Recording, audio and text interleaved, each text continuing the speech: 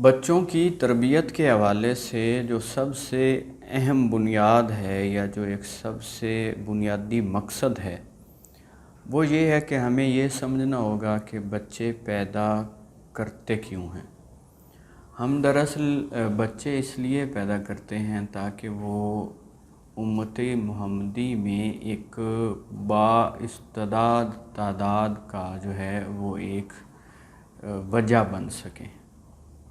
ہمیں بچوں کو صرف بائیولوجیکل سطح پر نہیں پالنا ہوتا یا انہیں صرف بائیولوجی کی سطح تک اس دنیا میں نہیں لانا ہوتا، بلکہ ہم نے اسے دین محمدی کا ایک جو ہے نا وہ فعال کنٹینر بنانا ہوتا ہے تاکہ وہ اپنے دین کی سربلندی کا ایک جو ہے وہ ایکٹیو رکن بن سکے۔ یہ ہمارا بنیادی جو ہے وہ بچوں کی جو ہے نا وہ ایک تربیت کے حوالے سے بنیادی مقصد ہے۔ اب یہ کیسے کرنا ہے یہ ہم چند پوائنٹس میں بات کر لیتے ہیں۔ بچوں کی تربیت جو ہے وہ بچوں کی پیدائش سے کافی سال پہلے سے میرے خیال میں مرحلہ شروع ہوتا ہے۔ وہ اس طرح کہ جب ہمارے بچوں نے جوان ہونا ہے تو جوانی کا جو سٹائل آف لیونگ ہے انہیں وہ چاہیے ہوتا ہے۔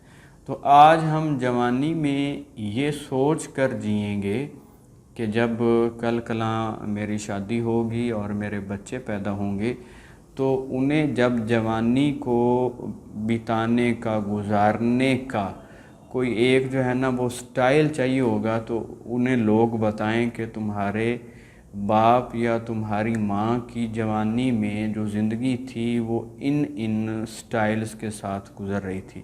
تو ہم آج جوانی کو ایک جو ہے وہ اپنے بچوں کے لیے ماڈل بنا کر جو ہے وہ جئیں تاکہ کل کو جب وہ جوان ہوں تو ہم وہ ماڈل ان کو جو ہے وہ پریزنٹ کر سکیں۔ اس سے نیکسٹ پوائنٹ یہ ہے کہ بچوں کو اپنی شادی کی سٹوری بہترین دیں۔ ہم نے اپنے بچوں کو صاف ظاہر ہے آگے ان کی شادیاں کرنی ہیں تو شادی کس طرح کی جاتی ہے، اس کی ہیپننگ سٹوری کیا ہوتی ہے، یہ ہمیں آج ہی جو ہے وہ دیکھنا ہوگا۔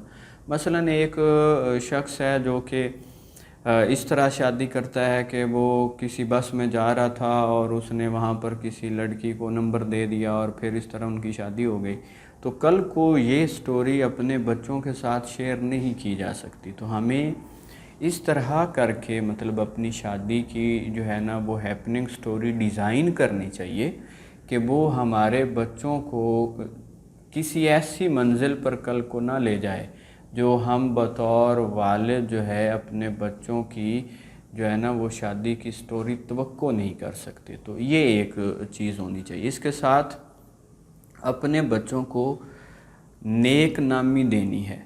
نیک نامی اس طرح دینی ہے کہ ہم نے اس طرح زندگی گزارنی ہے کہ وہ ہماری وجہ سے زندگی کے کافی سارے مرحلوں میں تعاون حاصل کر سکیں۔ جیسے اگر میرے پاس یہاں پر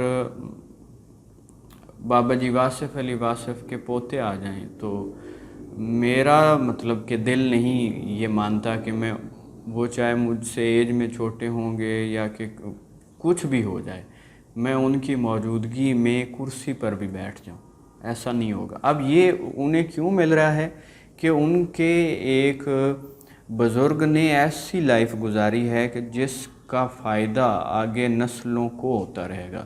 جیسے ہمیں اگر علامہ اقبال کے کوئی رشتہ دار مل جائیں تو وہ ہمارے سے بغیر کوشش کے بغیر سٹرگل کے ایک تعاون حاصل کر سکتے ہیں۔ تو ہم ایسی زندگی گزاریں کہ ہماری جو آئندہ نسلیں ہیں وہ ہماری وجہ سے زندگی میں جو ہے وہ آسانی حاصل کریں۔ ایسا نہ ہو کہ ہماری کچھ آمدن کا ایسا سلسلہ ہو کہ لوگ جہاں پر ہماری اولادوں کو دیکھیں اور ویڈیو بنا کر کہیں کہ یہ دیکھو چور کی اولاد جا رہی ہے۔ ایسا آج کل ہمارے خاص طور سیاسی معاملات میں دیکھنے کو ملتا ہے۔ اس کے ساتھ جو ہے وہ ہے بچوں کی تربیت سے پہلے اپنی تربیت کرنا ہوتی ہے۔ وہ کس طرح کہ میری بیٹی اجر ہے، اجر میری بیٹی کا نام ہے، تو عمر ہے اس کی تقریباً 3 سال۔ تو میں نے اپنے استاد محترم ڈاکٹر اظہر وحید صاحب سے پوچھا کہ مجھے اجر کی تربیت جو ہے اسے کیسے کرنا ہے، وہ مجھے آپ بتائیں۔ تو انہوں نے مجھے فرمایا کہ تربیت اجر کی نہیں کرنی، تربیت اجر کی جو ہے نا وہ مطلب کہ پچھلی نسل اس کی کرنی ہے، یعنی تو نے اپنی کرنی ہے اور اس کے ساتھ جو باقی بڑے افراد جڑے ہوئے ہیں اس کی کرنی۔ تو میں نے کہا جی مجھے کیا کرنا ہوگا؟ تو انہوں نے کہا کہ تو آج سے ایسی زندگی گزار کہ جس دن تیری بیٹی رخصت ہوگی تیرے گھر سے تو اسے ایک جملہ کہہ سکے، اور وہ جملہ یہ ہو کہ اے میری بیٹی، جس دن سے تو میری زندگی میں آئی تھی اس کے بعد میں نے کسی کی بیٹی کو گندی نظروں سے نہیں دیکھا۔ تو یہ ایسے سمجھ لے تو آج سے اس کا یہ جہیز بنا رہا ہے کہ تو اسے اس کی موجودگی کی وجہ سے اپنے اندر ایک بڑی تبدیلی دکھا سکے۔ تو ایسی چیزیں جو ہیں وہ بچوں کی تربیت کی بنیاد بنتی ہیں۔ ٹھیک اسی طرح اگر کوئی بچہ یہ دیکھتا ہے کہ اس کے گھر میں چھوٹی چھوٹی بات پر لڑائیاں ہو رہی ہیں، یا کہ چیزوں کو رکھنے کا سلیقہ نہیں ہے، چیزوں کو سنبھالنے کا سلیقہ نہیں ہے، وہ جسے نا کہتے ہیں گن نہیں ہے، وہ بچہ دیکھے گا کہ گھر میں کسی بھی چیز کی کوئی ترتیب نہیں ہے، لہجوں میں جو ہے وہ نرمی نہیں ہے، چھوٹی چھوٹی بات پر جو ہے وہ چلایا جاتا ہے اور ایک دوسرے کو ڈانٹا جاتا ہے، مادی اشیاء کے لیے جو ہے وہ ایک دوسرے سے بحث کی جاتی ہے۔ تو اس سے جو بچہ ہے اس کا مزاج ترتیب پاتا ہے۔ مزاج کیا ہوتا ہے؟ انداز فکر، سوچنے کا سٹائل۔ تو ہم نے اپنے گھروں کا ماحول ایسے رکھنا ہے کہ بچہ کم از کم یہ جان سکے کہ زندگی میں رشتوں کی کیا اہمیت ہوتی ہے۔ اس طرح والدین پر ذمہ داری آ جاتی کہ جو ماں ہے وہ اپنی ساس کا احترام کرے، جو ساس ہے وہ اپنی بہو کا احترام کرے، جو والد ہے وہ اس بچے کی نانی کا اور نانے کا احترام کرے، اور خالہ کا اور اس کے ماموں کا جو ہے وہ احترام کرے۔ تو اس طرح کر کے بچوں کو یہ اندازہ ہو جاتا ہے کہ زندگی میں جو رشتے ہوتے ہیں ان کی اہمیت کیا ہوتی ہے، انہیں سنبھالنے کا سلیقہ کیا ہوتا ہے۔ تو یہ سارے مطلب رکھ رکھاؤ بچہ جو ہے وہ دیکھ کر سیکھتا ہے۔ جو بچے ہوتے ہیں وہ چیزوں کو جب ہوتا دیکھتے ہیں تو وہ وہاں سے جو ہے وہ ایک سبق جو ہے وہ کشید کرتے ہیں۔ وہ کہانیوں میں یا کہ کتابوں میں پڑھ کے جینا کم سیکھتے ہیں، اور اپنے سامنے جو ہوتا دیکھتے ہیں وہ زیادہ سیکھتے ہیں۔ ساتھ یہ بات یاد رکھیں، بچوں کا جو ایتھیکل مائنڈ ہے وہ پہلے ترتیب پاتا ہے اور ریشنل مائنڈ بعد میں ترتیب پاتا ہے۔ ریشنیلٹی دراصل آپ کی جو آئیڈیالوجی ہوتی ہے اس کی حفاظت کے لیے 18 سال کے بعد ترتیب پاتی۔ اس لیے بچوں کو زندگی میں بالکل اوائل میں ہی دینا سکھائیں کہ اگر دروازے پر کوئی بھی سائل آیا ہے تو آپ بچے کے ہاتھ سے اسے دلوائیں، اس طرح اسے دینا آئے گا۔ آپ کے ارد گرد کچھ آپ مطلب اہتماماً نیکی کریں، ان کو دکھا کر آپ جو ہے وہ لوگوں کو جو ہے نا وہ معاف کریں۔ اس طرح ان کو نا ایک مطلب کہ جس طرح اگر ہم نے کوئی شے ڈرا کرنی ہو نا تو وہ اس شے کا ہمارے سامنے ہونا ضروری ہے۔ تو اسی طرح ایک بڑا کریکٹر جب بچے کے پاس ہوتا ہے تو بچہ پھر اس سے دیکھ کر اپنے کریکٹر کی جو ہے وہ ڈرائنگ مکمل کرتا ہے۔ ساتھ یہ دیکھنا ہوگا کہ اپنے بچوں کو چیزوں کے علاوہ خوش رہنا سکھائیں۔ آپ جب بھی کوئی کھلونا لیں بچوں کے لیے تو یہ نوٹس میں رکھیں کہ جس دن وہ کھلونا ٹوٹنا ہے اس دن آپ نے ان کی کیا تربیت کرنی ہے۔ کوئی بھی کھلونا گھر میں آتا ہے تو اس نے ایک دن ٹوٹنا ہوتا ہے، تو اس سے آپ نے بچے کو اس دنیا کی بے ثباتی سکھانی ہے، اس دنیا میں آنا جانا سکھانا ہے۔ بابا وارث شاہ کہتے ہیں نا، جیم جگ سراں مسافراں دی، دن رات لگی چلو چل میاں، کوئی آ لتھا کوئی لد ٹوریا، کوئی بیٹھ گیا گھڑی پل میاں۔ تو ہم نے بچوں کو یہ سکھانا ہے کہ اس دنیا میں جو کچھ بھی ہے وہ پرماننٹ نہیں ہے۔ تو جب انسان چیزوں کو پرماننٹ لیتا ہے نا تو وہ ان کی قدر بھی نہیں کرتا۔ جب اسے ہوگا کہ میری نانی پرماننٹ ہے تو وہ کہے گا ہاں پھر ٹائم دے لیں گے اس کو، اسے لگے گا میری دادی پرماننٹ ہے تو وہ سوچے گا کوئی نہیں یہ ادھر ہی ہے اس کو ٹائم دے لیں گے۔ تو ان کو زندگی کا عارضی پن سکھائیں، اس عارضی پن سے اٹل رویے جنم لیتے ہیں۔ اس کے ساتھ بچوں کو چیزوں کے اوپر ڈیپینڈ کر کے جو ہے نا وہ جینے سے جو ہے وہ علیحدہ کریں۔ ہمارے بچے آج یہ ہے کہ وہ چیزوں کے بڑے محتاج ہوتے جا رہے ہیں۔ بچوں میں نا وہ فطری معصومیت ہم نے چھین لی ہے، وہ معصوم تقاضے جو ہوتے ہیں نا وہ ہم نے چھین لیے ہیں۔ مطلب کہ بچہ جو ہے وہ چیزوں پر ڈیپینڈنٹ ہو گیا، اس میں احساس ملکیت جاگ گیا ہے۔ آپ اپنے بچوں کو اگر غور سے دیکھیں تو آج ان میں احساس ملکیت آ گیا ہے، جو کہ انتہائی خطرناک چیز ہے۔ وہ کل کو نا تیرا میرا کر کے تو وہ نا جو اپنا پن ہے اس کو قتل کر دیتے ہیں۔ تو چیزوں کے بارے میں ان کا جو ایک وہ مالکانہ رویہ ہے، یہ ہم کوشش کریں گے کہ ہمارے بچوں میں کم سے کم ڈیولپ ہو۔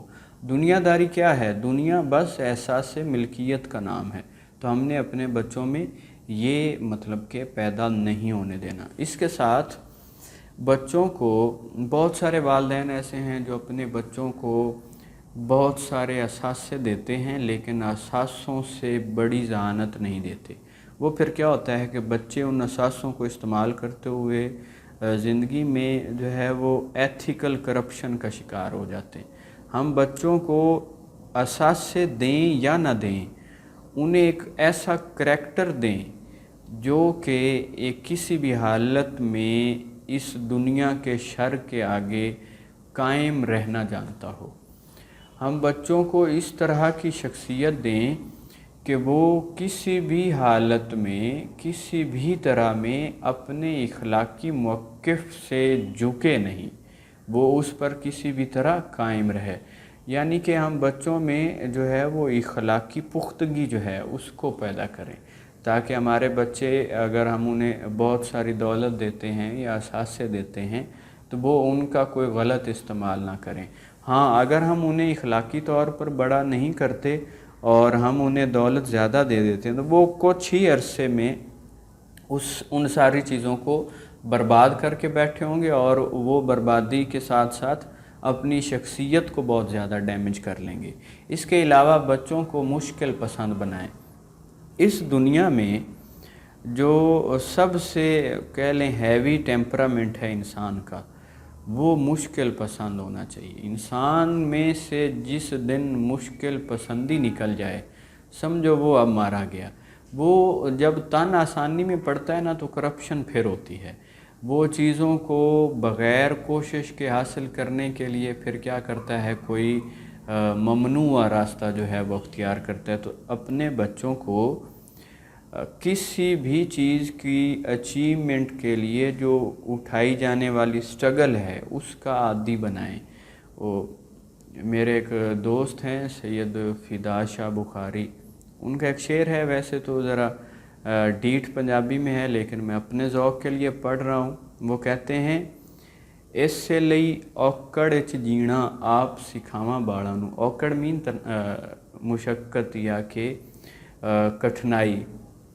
اس سے لئی اوکڑ اچ جینا آپ سکھاواں باڑاں نوں، خبرے کل نوں ویڑا متھے کی دستور حیاتی دا۔